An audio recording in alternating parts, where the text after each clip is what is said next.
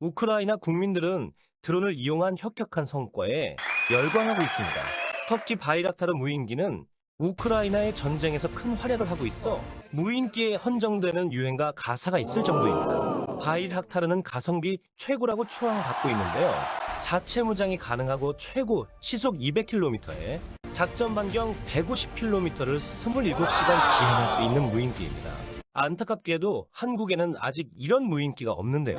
차기 군단급 무인기는 이를 능가할 것으로 예상됩니다. 러시아는 우크라이나의 무인기 활약에 중국의 도움을 청했지만 중국 최대 드론 업체인 DJI는 러시아와 우크라이나에서 사업 중단을 선언하며 러시아 지원을 거부했습니다. 미국이 우크라이나에 적극적으로 무인기를 제공하면서 전쟁의 양상은 누가 더 빨리 무인기를 보충할 수 있느냐가 관건이 되었는데요. 많은 분들이 세계가 지원하는 우크라이나가 유리하지 않냐 생각하고 계시는데요. 아직은 모릅니다. 러시아는 자체 개발해 수출까지 하고 있는 크론슈타트사의 오리온이라는 중고도 무인기가 있습니다.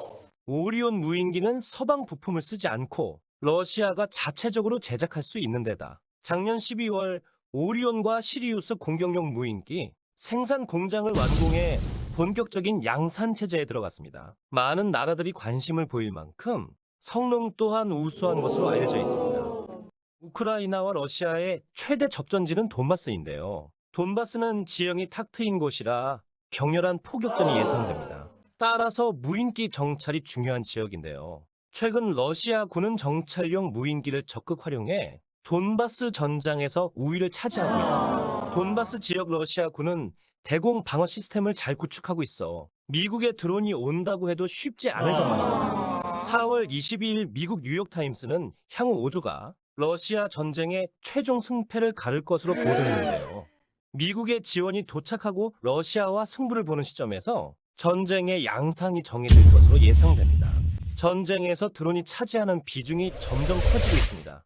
2019년 예멘 반군의 사우디 정유시설 폭격, 2019년 트리폴리 공방에서 드론을 이용한 반격 성공, 2020년 리비아 내전에서 터키 중국 드론의 대격전, 2020년 아제르바이잔과 아르메니아 전쟁에서 전차 114대 파괴, 미래의 전장에서 드론은 선택이 아니라 필수가 되는데요. 드론은 정찰 감시 수단에서 적의 방공망을 파괴하는 공격용 무기로 진화하고 있습니다. 전문가들은 드론이 재래식 무기들의 효율을 증폭시켜 전장의 흐름을 바꾸고 있다고 말하고 있습니다. 미래 전장에서 중요한 역할을 하게 될 드론 기술은 드론 선진국인 미국, 이스라엘, 터키, 중국에 비해 한국이 뒤떨어진 것으로 알려져 있습니다. 그래서 알아보았습니다. 한국 드론의 현재와 미래, 국내 개발 중인 군용 중형급 무인 정찰기는 공군의 중고도 정찰형 무인기 MUAV와 육군의 군단 정찰형 무인기 2가 있습니다.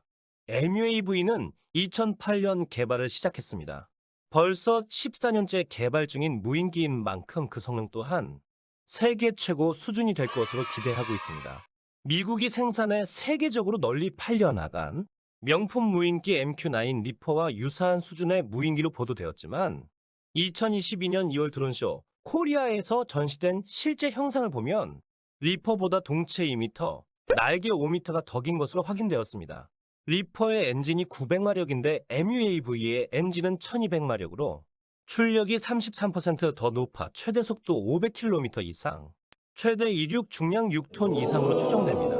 리퍼가 최고 상승 고도가 7.5km에 불과한 반면 MUAV는 13km까지 상승 가능한 것으로 보도되었습니다.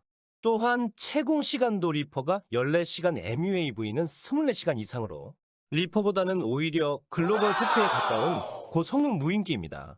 2008년 40cm 해상도의 SAR 인KTU STC를 개발했습니다. 당시 개발 관계자의 말에 의하면 1, 2년 뒤에 고속 디지털 칩이 개발되면 최고 12.5cm급의 영상을 얻을 수 있습니다. 2009년 한국전파학회 학회지에 따르면 LI 지넥스1은 30cm 이하의 해상도를 가진 SAR 시스템 MEX-SAR을 개발했습니다. 관계자의 말에 따르면 중고도 무인기에 탑재할 것으로 전해졌습니다.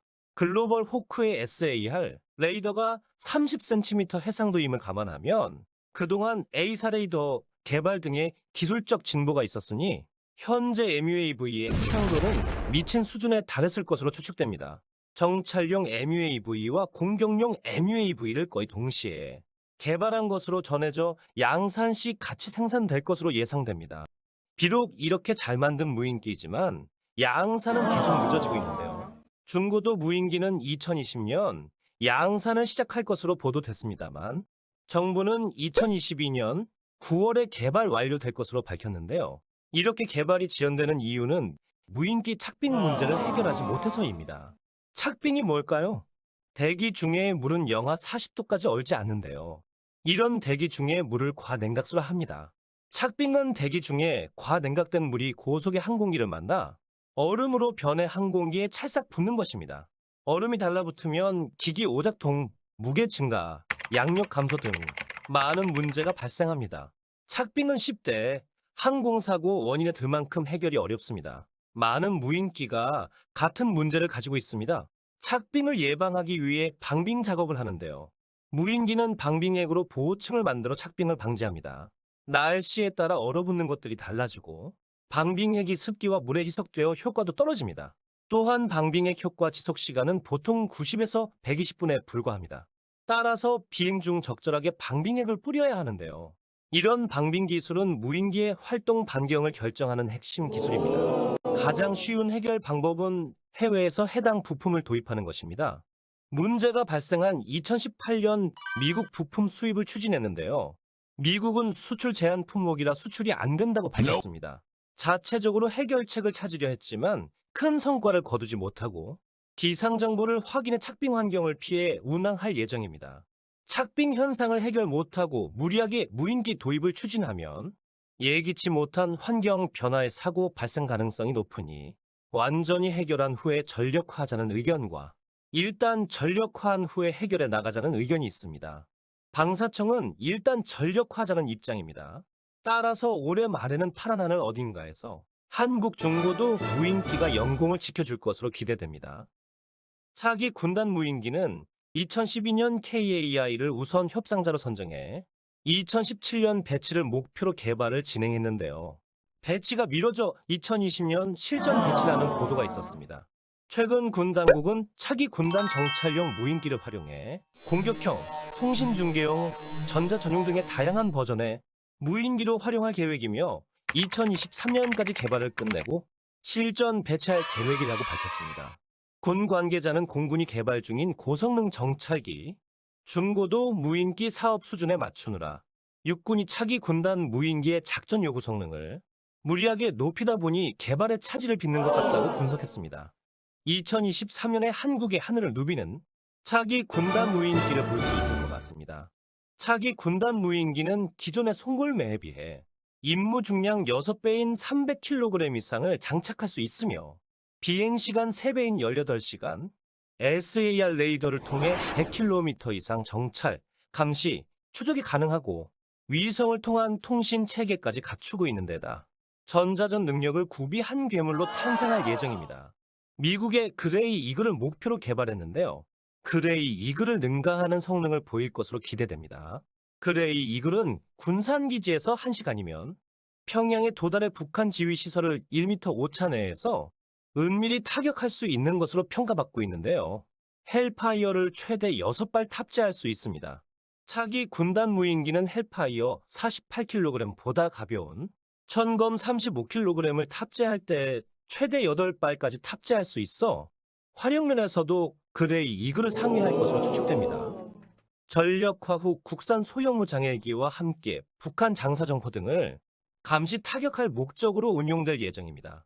2020년 휴전선 전방의 군단들이 해론 2대, 서처 10여 대, 송골매 30여 대를 사용 중인데요. 차기 군단 무인기 조종 통제 데이터 링크는 16기를 통제할 수 있어 최소 32기 이상이 전방에 배치될 것으로 예상됩니다.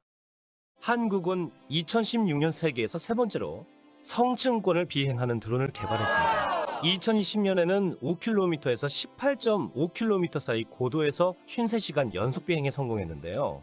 낮에는 태양광을 이용해 고도 18.5km까지 올라가고 밤에는 충전된 배터리로 고도 5km에서 비행합니다.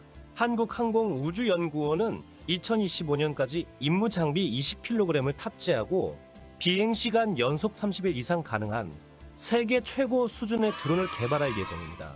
관계자의 말에 따르면 성층권 드론은 위성 등 기존 관측 체계를 보완할 수 있는 분야로 향후 상용화 및 다양한 활용 분야를 고려한 임무 장비 개발을 추진하고 있습니다. 장비를 20kg까지 장착하게 되면 보다 고도의 정찰 장비 탑재가 가능한 군용 정찰 무인기로 활용이 가능해 보입니다. 중고도 무인기와 차기 군단 무인기가 하루빨리 배치되기를 기대하며 마칩니다. 시청해주셔서 감사합니다. 구독과 좋아요는 저에게 힘이 됩니다.